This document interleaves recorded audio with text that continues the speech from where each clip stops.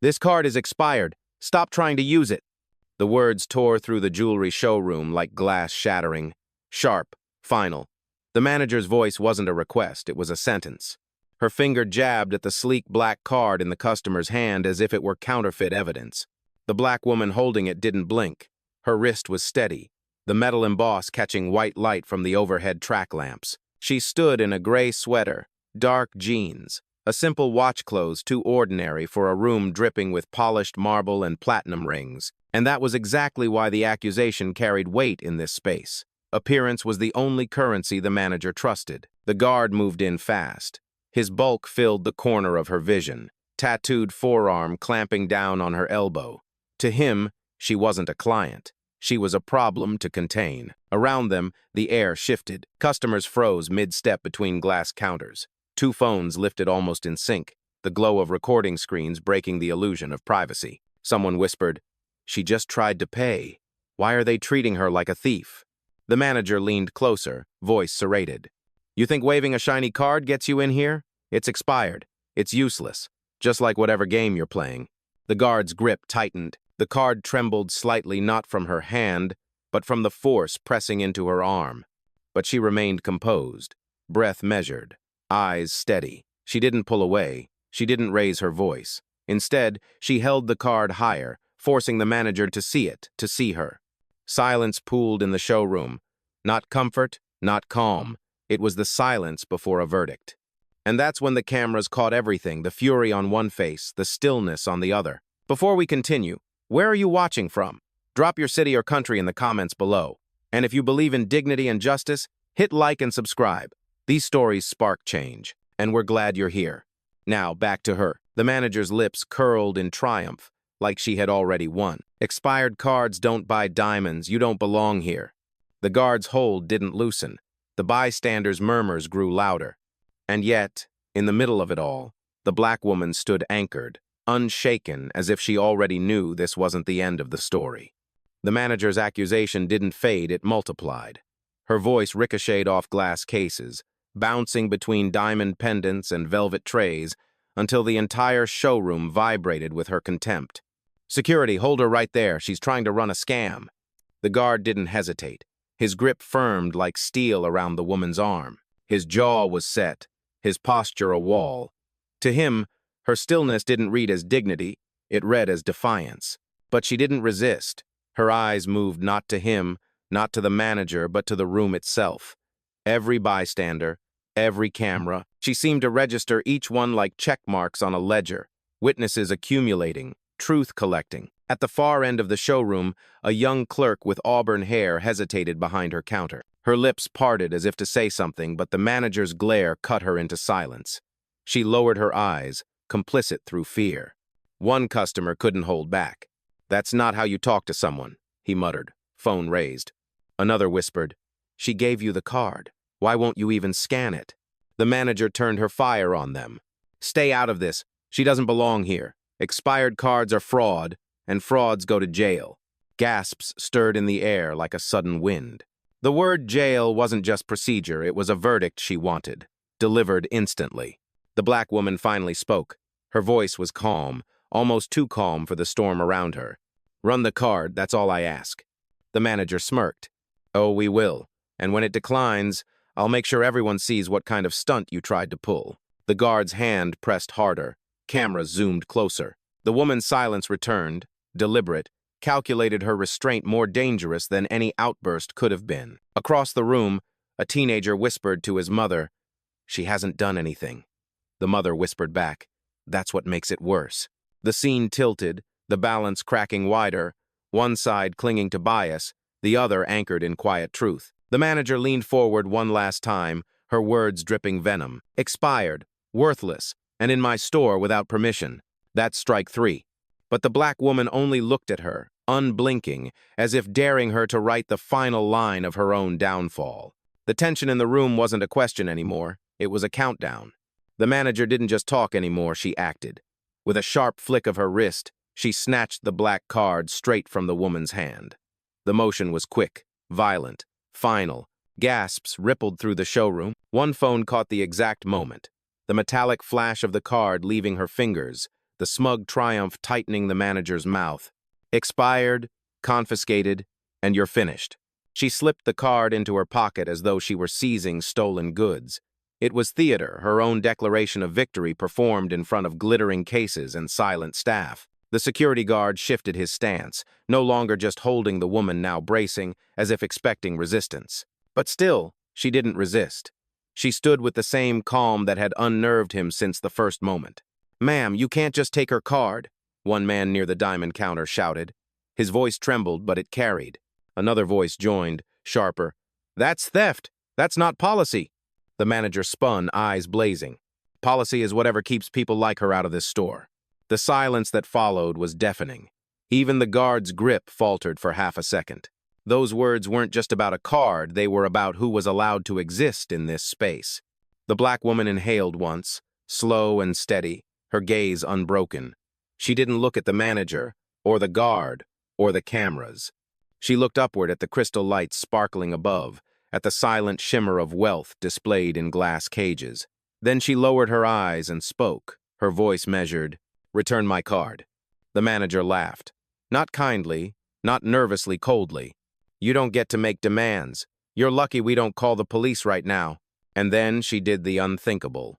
With deliberate slowness, she held the black card up high, tilted it under the lights for the crowd to see, then waved it like a trophy of conquest. Expired plastic.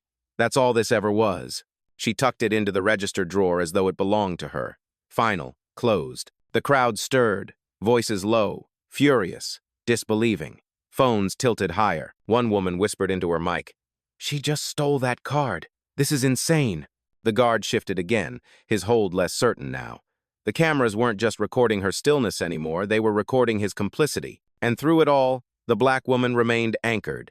She didn't shout, she didn't plead. Her silence was sharper than any word. Her calm was heavier than their noise. The theft was complete. But so was the turning point. The black card sat in the register drawer, swallowed by the soundless hum of fluorescent lights. The manager dusted her hands as though she had disposed of trash. "Security, escort her out now." The guard straightened, his grip locking again. His bulk loomed, his silence complicit. But before he could move her, she moved first slowly, deliberately, sliding her phone from the slim leather bag at her side. No rush, no panic. Each motion precise. She pressed one button. The line opened instantly. "Carla," she said, voice calm enough to cut through the static. "Initiate protocol. Timestamp this incident. Elevate to corporate compliance." The room stilled. The name alone, Carla, sounded like it mattered. On the other end, a crisp voice answered without hesitation. "Logged. Incident recorded at 2:43 p.m. Confirmed witnesses present. Proceeding with verification." The manager scoffed, masking the flicker of doubt in her eyes. "Who do you think you're calling? Some imaginary assistant? That's not going to save you." But the assistant's voice flowed steady from the phone, loud enough for the crowd to hear. "Confirmation. The account tied to card ending 0935 is active, valid, and holds priority client status. Not expired, not fraudulent." Gasps spread like sparks across the showroom. Phones tilted closer. The manager's smile cracked. "That's fabricated. A fake call." She waved dismissively, but her hand trembled just enough for the cameras to catch it. The black woman raised her chin slightly, eyes still locked on her. "You wanted a scene here at Island." The guard loosened his hold by instinct, as if the weight of her composure was harder to grasp than her arm. "On the phone," Carla continued, her tone sharpened, "I've flagged the employee who seized the card.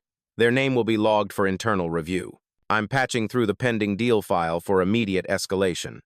The words hung heavy. Pending deal file. The manager's color drained. For the first time, she looked uncertain. She glanced at the cameras, at the faces turned against her, at the guard whose hand had slipped from certainty to hesitation. And in the center of it all, the black woman didn't raise her voice. She didn't need to. Her stillness was shifting into control, every word building toward a reveal no one in the room was prepared to face. The storm she had allowed to build was finally beginning to turn. The guard's hand hovered but no longer gripped. The tension had shifted barely, but enough for everyone in the room to feel it. From the far corner, a voice cut through. A young man in a hoodie, phone raised, camera light burning. "I'm filming this. Everyone can see how you're treating her. Ugh. The manager snapped her head toward him. Turn that off. This is private property. But another voice chimed in, older, steady, from a woman near the necklace display. Number we should all be recording, this isn't right. Suddenly, 5, 6 phones glowed in unison. Screens lit the air like lanterns, catching every gesture, every twitch, every word. The manager's face tightened. She barked, louder now, trying to command the room.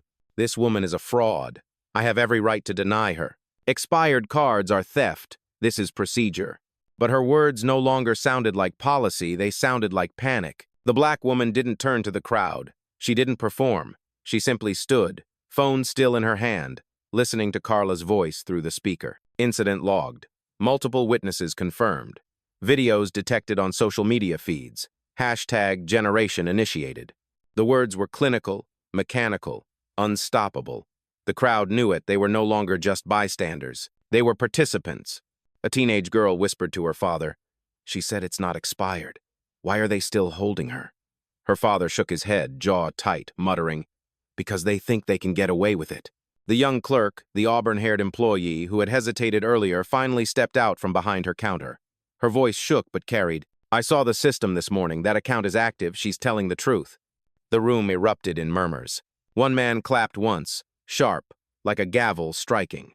Another raised his voice. Then why is she still being held? The guard froze, eyes darting between the manager and the growing tide of witnesses. His arm dropped fully to his side. For the first time, the black woman's body was her own again. The manager's face flushed crimson. "You're out of line. You don't speak on protocol." She pointed at the clerk, her finger trembling now. "Say another word and you'll regret it." "No." But the damage was done. The spell of silence had broken. The crowd was no longer an audience, it was a jury, restless and ready. And at the center, the black woman stood calm as ever. She hadn't demanded their support. She hadn't asked for it. But by the force of her dignity alone, she had it. The tide was turning. The store doors parted with a hiss, and a tall man in a charcoal suit strode in. His badge gleamed. Regional manager. His presence alone carried authority. The kind meant to silence both employees and customers. He didn't ask questions. He didn't assess. He scanned the room once, saw the black woman standing calm among raised cameras, and made his judgment. "What's happening here?" The store manager rushed to meet him, voice dripping with false professionalism. "She attempted to use an expired card. I confiscated it. Security detained her. Now she's causing a scene." The regional manager's eyes narrowed, his gaze cold and swift.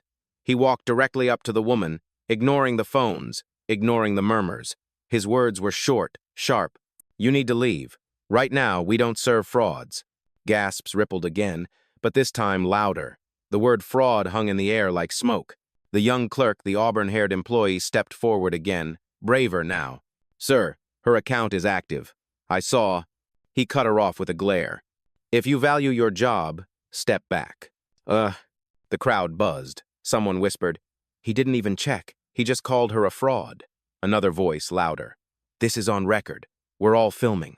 The regional manager raised his hand as if swatting away gnats. His voice grew harder. "I don't care who's filming. Expired cards are policy violations. We protect this brand from imposters." He leaned closer to the woman, eyes narrowed, jaw tight. "You don't belong here, and you never will." The security guard shifted uncomfortably.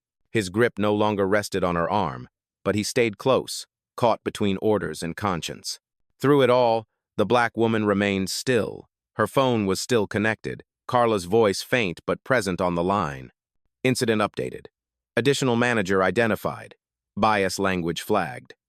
The regional manager didn't hear it or didn't care. He turned toward the customers, trying to control the narrative.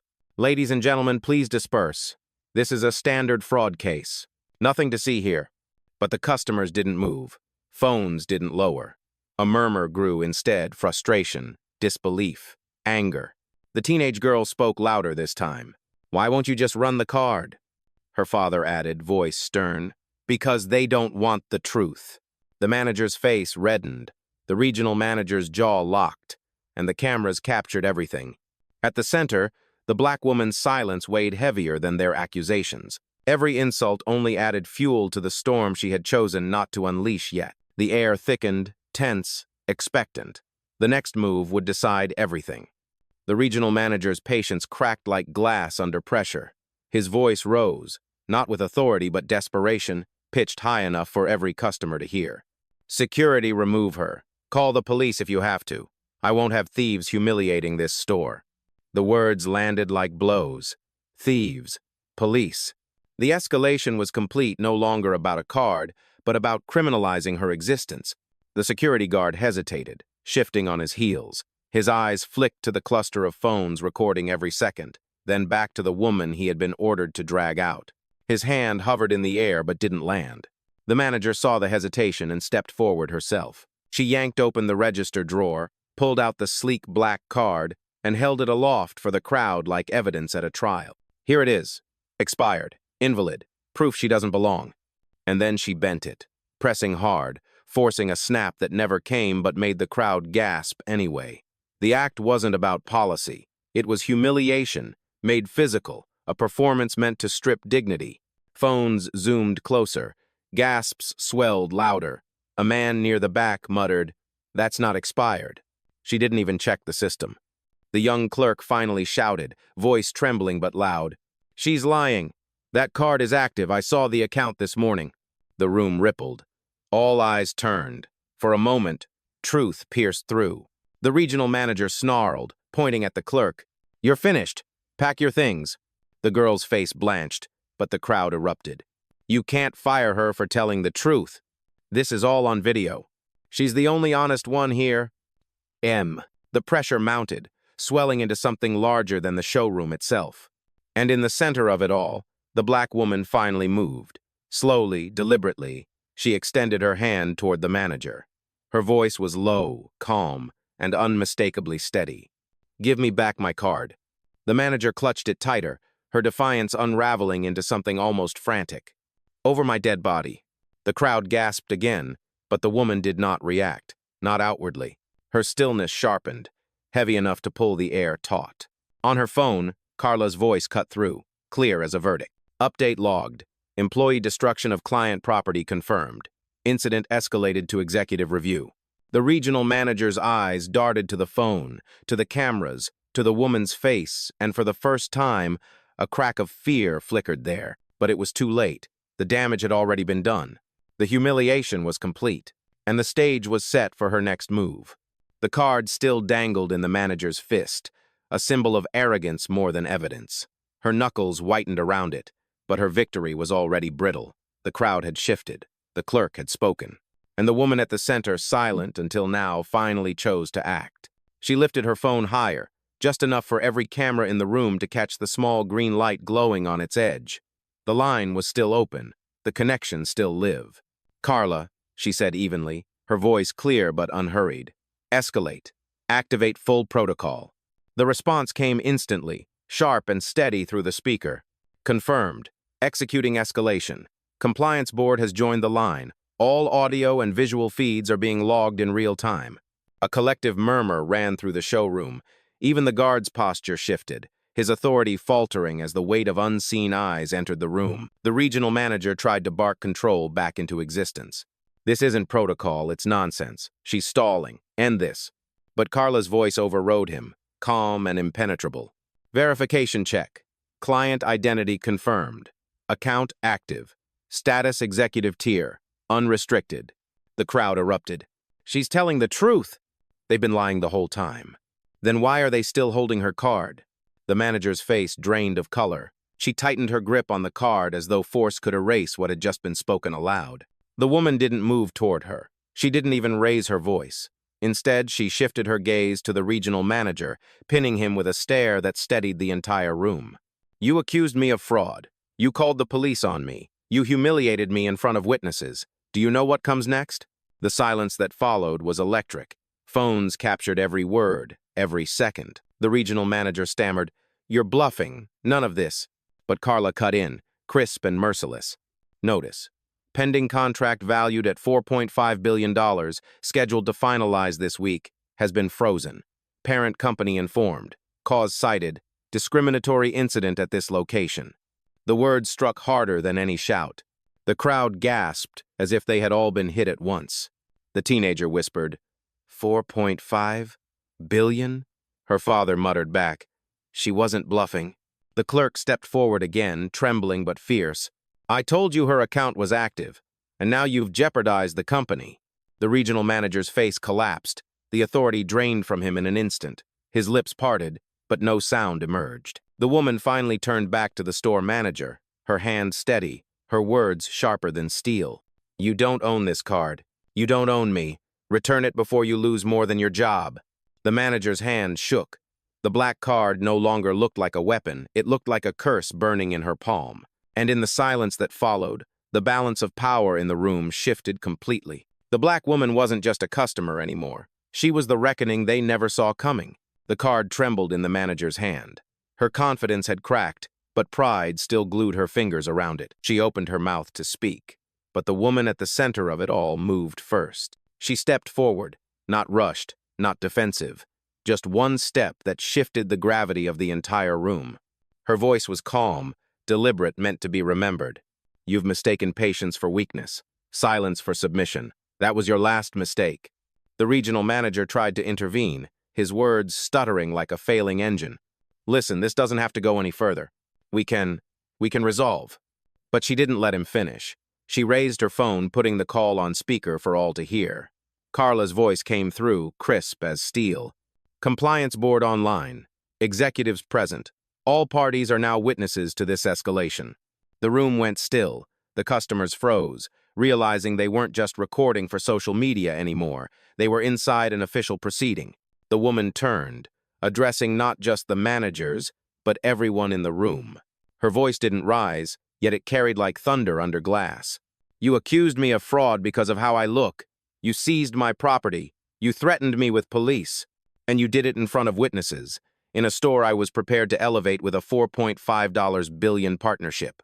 Gasps rippled. Phones shook in people's hands. The teenager whispered, she said billions. 4.5. Her father nodded grimly. She means it. The regional manager stammered again, sweat visible now at his collar. You're bluffing. You don't have that kind of... But she cut him down with 5 words. My name is Aisha Carter. The room erupted. Some gasped aloud. Some whispered furiously. A few even clapped without meaning to. The clerk's eyes widened. The CEO? Horizon Global? The woman nodded once, steady. Owner, architect. The deal you just lost was with me. The crowd exploded, whispers, shouts, disbelief mixing with a rising current of awe. The manager staggered back, the card slipping in her hand. Her face drained of color as though the blood itself had abandoned her. The regional manager's mouth opened, but no words formed. Carla's voice cut through again, a verdict with no appeal. Confirmation. This location is now under executive review. Responsible parties identified. Store manager, regional manager. Effective immediately, access privileges suspended. The security guard took a full step back, his hands raised as if surrendering. The clerk exhaled shakily, relief flooding her face. Customers cheered quietly, some clapping, others shaking their heads in disbelief. Aisha extended her hand once more toward the manager. Her voice was soft but lethal. My card now. The manager's fingers unclenched at last. The card slid into Aisha's palm, no longer a trophy but an indictment. The silence that followed wasn't just quiet, it was judgment. Everyone in the room knew exactly what had just happened. The powerless had been unmasked as frauds, and the woman they tried to erase had revealed herself as the one who owned the future. And the cameras caught every second. The silence after her name, Aisha Carter, was heavier than any shout. For a moment, no one moved. And then, the collapse began. The manager's knees seemed to weaken. She clutched the counter as though marble could hold her upright. The regional manager's face was chalk white, his tie suddenly too tight around his neck. His lips moved, but no sound came out. The guard, once towering with certainty, lowered his eyes. His hands, those same hands that had gripped her arm minutes earlier now, hung useless at his sides. He took a single step back, retreat dressed as respect. And the clerk, the one who had spoken up, looked stunned, almost tearful. She covered her mouth, realizing she had been standing beside a CEO the entire time, defending her without knowing who she was. Relief and pride flickered across her face. Then the ripple reached the customers. Someone clapped. Once, sharp. It echoed like a gavel strike. Another joined, then another. Within seconds, the showroom filled with applause, raw, unpolished, unstoppable. Phones didn't just record now, they shook with cheers. A man near the back shouted, "That's justice right there." A woman added. She never raised her voice once. "That's power." The regional manager tried to salvage dignity. His voice cracked. "Let's be reasonable. There's been a misunderstanding, But no one listened. The applause drowned him. The cameras cornered him. He wasn't an authority anymore, he was evidence.